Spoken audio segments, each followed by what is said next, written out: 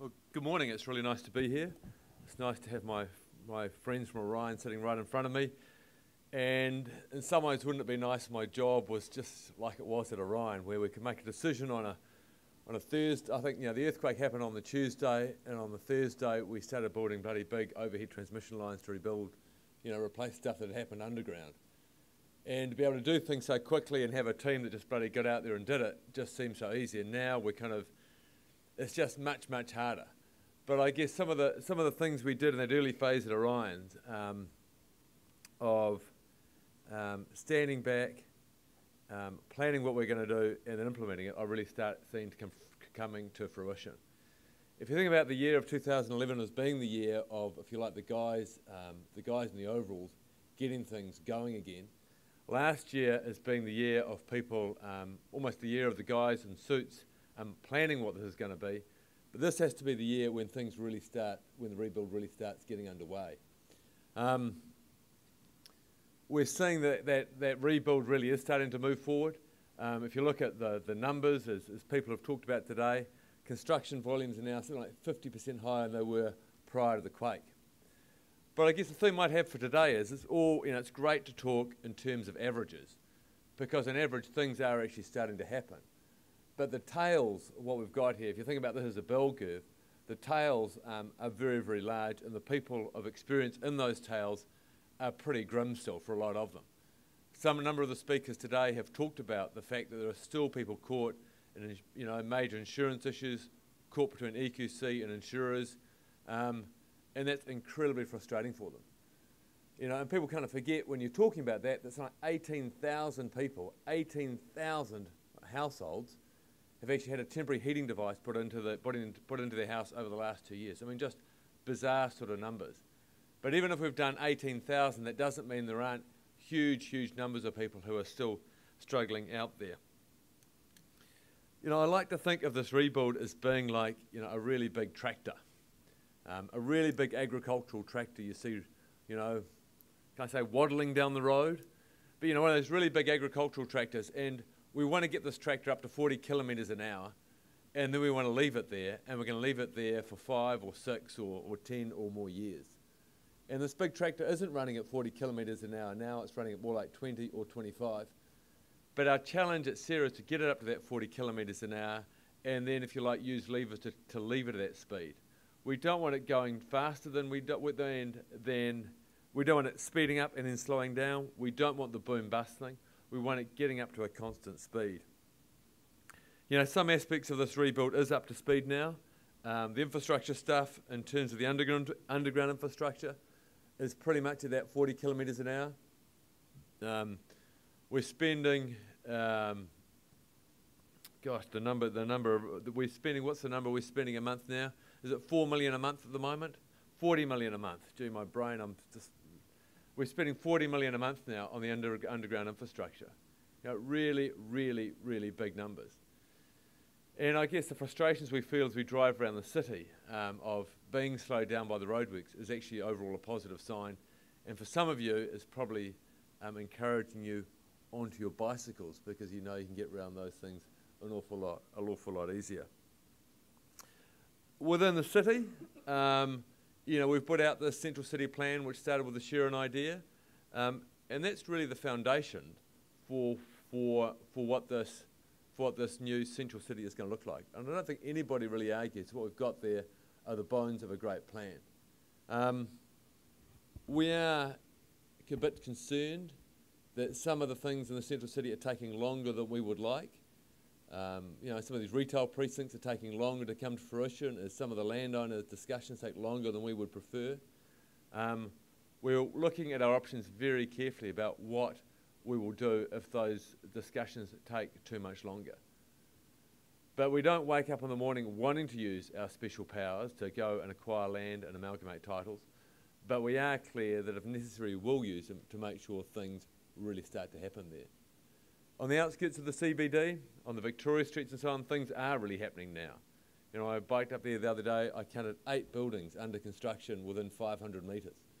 Talking to the developers doing those, none of them actually were bitching at me about City Council consents. None of them were talking about problems with getting contract works insurance, and none of them were talking about cost problems either. All of them felt that those issues were actually going really well from the guys I spoke to. A number of them were talking the way Peter Townsend were talking about. A lot of them were using bits that were being prefabricated in other places. One of those big things had a lot of steel that was being prefabricated in Auckland and brought down. So, you know, there's work to go around for everybody here. Over this next weekend, we won't be announcing, we'll have the minister in the digger on the Avon River. There's nothing like my minister in a digger to have a happy man. My minister will be in the digger on Saturday, kicking off this Avon River Park. That's a bit of park down by the Antigua boat sheds. We want to frame up the CBD with this fantastic river park, and that work starts this weekend. So if you like, in the commercial sector, things are really starting to move. On the residential area, there's still an awful lot of frustration about the pace. All the insurers now have come out with timeframes for which they're going to get everybody fixed by. And I think in general they're actually pretty ambitious. They talk about over the next 2 or 3 years getting all the houses fixed. The numbers are pretty big, and we are starting to see some real progress there. They've also promised they're going to get the vulnerable done first, and we're going to make sure they keep to that. And we as a community have to make sure we make sure the insurers know about who that vulnerable are, and making sure they are being genuinely prioritised. You know, I took my 2 little boys, I've got a 7-year-old and a 9-year-old, I took them through Cave Stream the other day, 2 weekends ago. As we drove up towards Porter's Pass, a car had rolled just by Lake Lyndon. And my son, Jimmy, who's 7, leaned forward and said, "Daddy," as we went past it, "Daddy, is the government going to buy those people a new car?" I thought it was fantastic, yeah.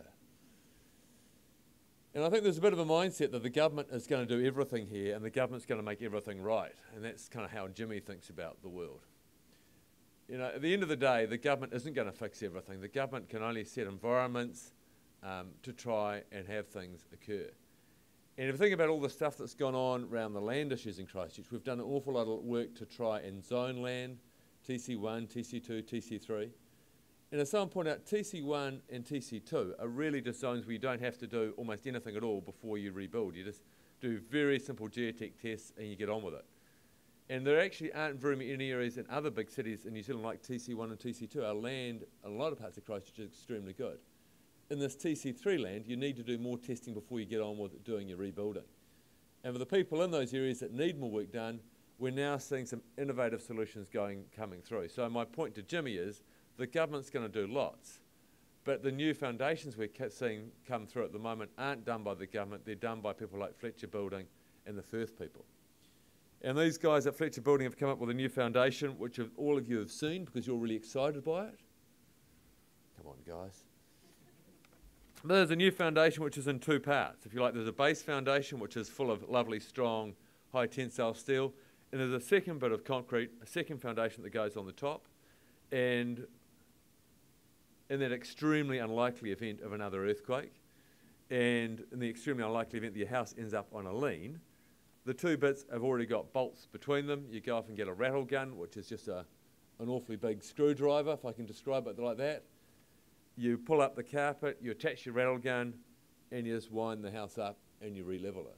So it's a process that takes, you know, days rather than months to get your house reoccupied.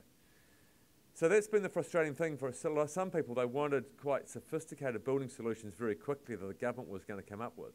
But the government was always going to set the rules, work with the industry, but it's been up to the industry to come up with those sorts of ideas. And talking to the people at Firth the other day, they've already had 90 orders for those foundations. And for the people that have come to them with TC3 houses, something like 85% of the people that came with plans, they were going to be able to build them a foundation. In terms of the insurance stuff, you know, there are battles and there are wars, and you know the individual battles mum and dads and commercial customers are having.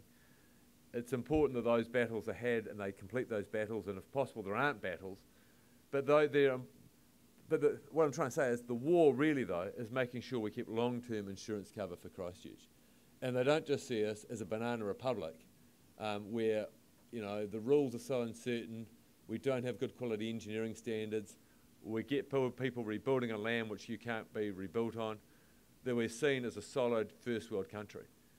And in many big natural disasters around the world, insurers have withdrawn. They haven't withdrawn here. There are areas they're more cautious about, but they're still very much here. This is the 4th largest insured event that's ever happened in the world. The insurers is their 4th largest set of claims they've ever had in a single event. It's pretty extraordinary they're still here, and that remains an area of work we'll continue working on, making sure they understand the risks, they understand we take their continued cover very, very seriously. I think one thing some of the previous speakers have spoken about today is about courage and confidence. Everybody in this room are leaders to one extent or another, and going forward we are going to need courage to do some things. And we need leaders to stand up and have courage to try and take our community to difficult places. I think leaders sometimes act as advocates, but I think in this community right now, we need more leaders who take people places they don't really want to go. Leaders will talk about how long some of these things are going to take. I mean, overall, we cannot have people continuing to live in squalor in houses that are badly damaged. That is completely unacceptable. But some things are going to take longer than some people would like to get fixed. And we need leaders who'll give the wider community guidance about how long it's going to take. We need leaders with the courage to do that. We need leaders in the building industry who are going to make sure we are going to do some smarter things with things like residential developments closer to the CBD. But there are going to have to be leaders who are going to have the courage also to politically perhaps not be bickering on the front page, but to take their discussions behind the bike stands is probably the wrong expression, but to try and make sure those discussions are had in a constructive way, and we're not always be seen to be bitching in public, because sometimes I think the amount we see on the front page about bickering and fighting overplays the amount of discontent that's actually out there between the different leaders. I think my time is up, but I was going to say, you know, people ask me if I'm optimistic, and I am. Imagine if I wasn't. But I'm optimistic for 2 reasons. The first reason is the foundations we've got here, the foundations of the geography, the foundations about the fact we're really well insured, but also this foundation, the fact the economy is just going so strongly. I mean, when I started the job just under 2 years ago, I had these sort of very serious treasury guys come and see me in their very best Wellington suits with spreadsheets and graphs, and they were very pessimistic about what was going to happen to the economy here, and that just hasn't come to pass at all. So the economy is strong, those foundations are very, very good. But the last thing is, I think there is still a very, very strong sense of community here. There's a strong sense of community between the leaders within the city, whether they be political leaders, business leaders, or wider community leaders from the NGOs. But there's also a feeling of closeness between us and the national leaders as well.